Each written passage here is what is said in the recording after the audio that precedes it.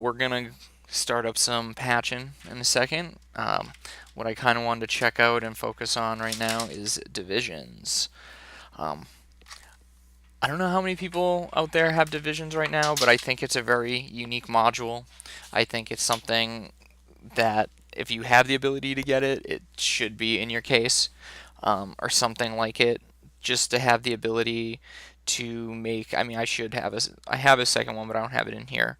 But just to have the individual ability to take individual lines or groups of lines by the power of two, and then be able to, use ramps and different things to obfuscate them and change them. So now you're talking about you can create something that's not just, pillars or, hatching. It's something that, oh, it's a hatch and wait, that's depressed down, or there's a few pillars, but actually they kind of fade in, or, even some of them are split up. Um, and so I thought the best way is, let's just try to patch this through the blend matrix and just use some ramps or some prismatic rays just to mix in with them, and just see how it goes. So we're just going to take two different sets of divisions. I don't even know what's coming out right now. We'll find out. So we're going to go, actually, we'll do the sum. And then we'll do, and that's a sum from the video blending matrix into the hue, and then to the brightness we'll take the sum of the bottom channel. Okay, so now you can see what I'm saying. You have these two individual lines, which is pretty cool. So there's different modes with divisions which are really interesting and I like a lot.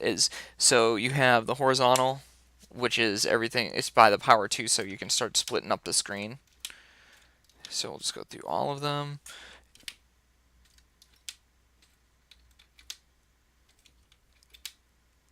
Which is pretty awesome. Then there is a clock input, which you can clock it. I don't often do that, but it's pretty cool. I guess let's just show you really quick what it does. Which one is it? Yeah, so it's just for scrolling. I never really got it.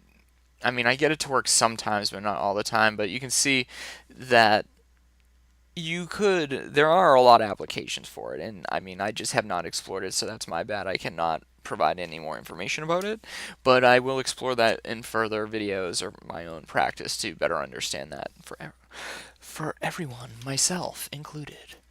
Um, so that's what I really like, just basically to start with.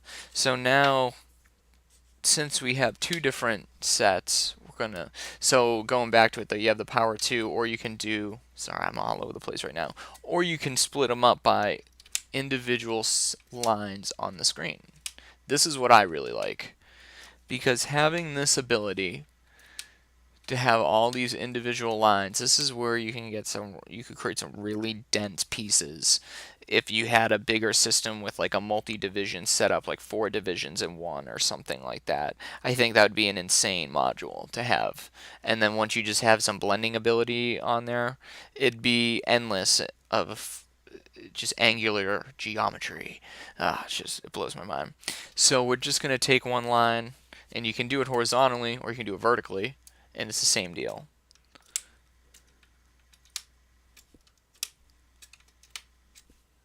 So, and all the way up.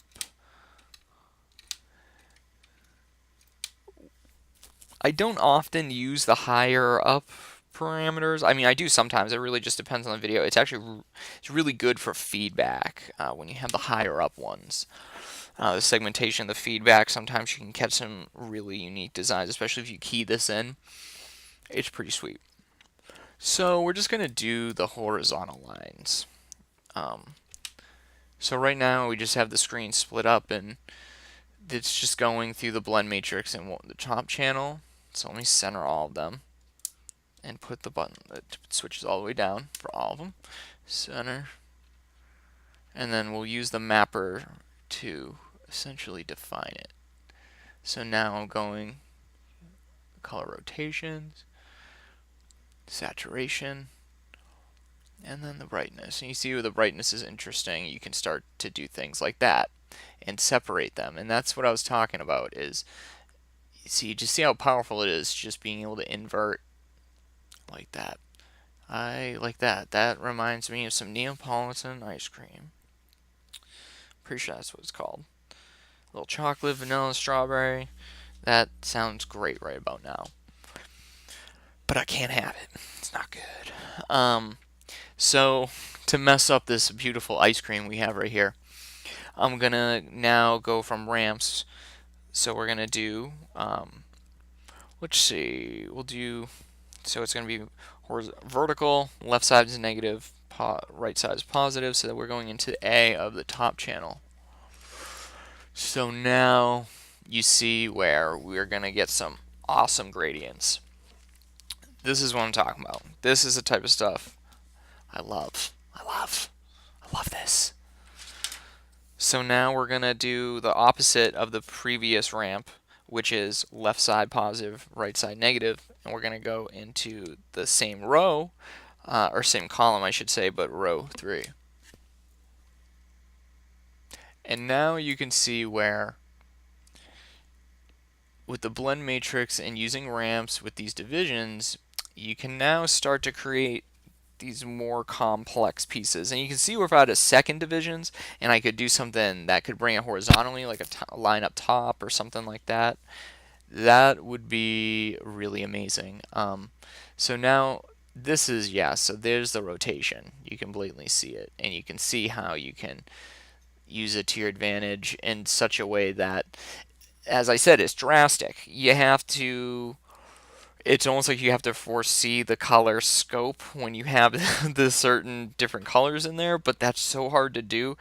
And I mean, often it surprises me during live shows and everything, and I try to really moderate it as much as I can, but sometimes it has to be drastic, and sometimes you're just searching and you have to find something, but yeah, just a random awareness thing. Um, so we just have ramps going into this video blend matrix, which has the divisions going into row 1 and row 3. So next we'll just do a few other things. We'll just go from the prismatic ray into row B, or column B, and then in row 1, and then column B, row 3, we're going to do this prismatic ray. So let's see what we can do here. Okay, so here's this prismatic ray. I changed it to vertical as well. And then we'll take this prismatic ray, which is here. We'll make this one horizontal.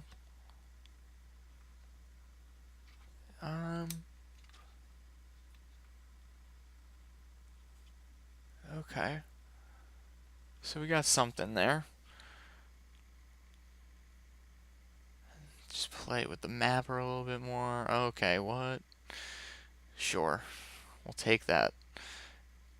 But I want to accent that second bar some more.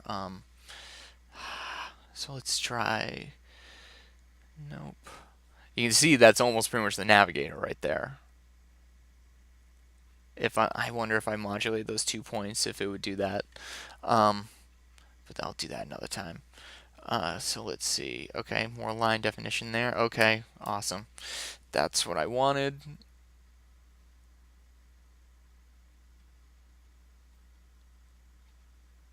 Nope, nope. Yeah, okay. I really like that. So you can see where just simply with a mixer using, I mean, this is a video blend matrix, but there's definitely different ways of doing it, and if you just get different mixer circuits or VCA circuits, you'd be able to do this. And so let's just recap, because this, I really like this. I think this would be a good point to stop. Why I really like this is that there's a lot of depth. The little lines here, again, it's almost like it's rolling down, but this is still some type of like a power cable across the top. But I really like the definition of that bar and as if it's like going down, there's a level and then it slides down. There's something about that. I don't know. I just feel like there's a lot of good vertical depth.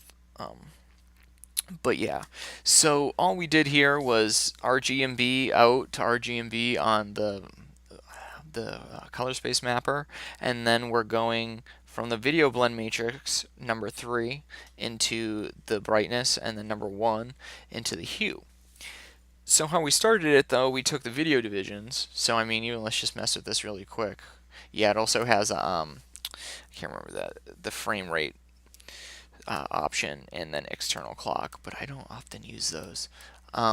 So this would be the different mode horizontally with our patch. This would be, I mean, vertically, sorry. This would be it with horizontally. And then this is what it would be like if we did the same type of thing where we just had the 2 segmented lines. This is what it would look like. You can see on the top that split. It's almost like a tornado coming down, this split up top. And then this line across, I keep hitting the mic, sorry. Across almost the middle of the screen, the lower half of the screen. But you can see where divisions alone, like I just think of it as a really interesting visual segmentation tool that will allow you to build depth a lot more, not efficiently, but faster, because you can define an area and you could group different, you know, sizes of these lines. And then just using ramps to be able to, do the left to right shading. I mean, there's just a lot you can do here. With just those 2 modules, some VCAs and some waveforms, I mean, there's a lot. So we're starting from number, what is that, 6, so this is this line, going into number 3, and then that's being blended with 3A, which is the positive on the left, negative on the right vertical ramp, and then this prismatic ray here. And then the next row is number 3 coming out here. This is what I mean. You can see the split up there. And we'll go back to the original just to show you again. You can't really see that one, but you can see that one. Because it's in the dark spot right there, but I'm going to go back to this. You can see it better. I'm sorry, I keep getting sidetracked. So number 3 going into 1, and then the ramp going into there is vertical negative on the left, positive on the right, and channel A, and channel B is this prismatic ray over here. And so you can see, and then just playing with the mapper, there's a lot of things you can do here, especially with shading. I really like that purple color. The more the muted color, but yeah, you can see where it's endless here, and how divisions can be a really powerful tool. So if you see one, get one.